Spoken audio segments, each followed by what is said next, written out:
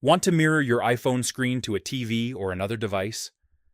Whether you're watching videos, showing photos, or presenting something, screen mirroring makes it super easy. Here's exactly how to turn it on. First, make sure a couple of things are ready. Your iPhone needs to be connected to Wi-Fi, and the device you want to mirror to, like a smart TV, should be on the same network. It's also a good idea to turn on Bluetooth, since it helps your iPhone detect nearby devices faster. Now, let's actually turn on screen mirroring. Swipe down from the top right corner of your iPhone to open the control center. Here, look for the icon with two overlapping rectangles.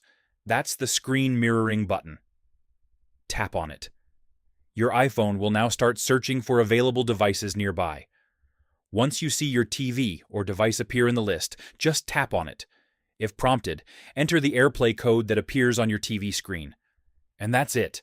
Your iPhone screen will instantly show up on the other device.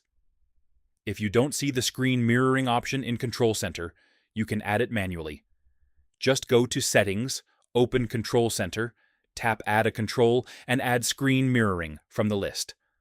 Also, if your device isn't showing up, double-check that both devices are on the same Wi-Fi network and restart them if needed.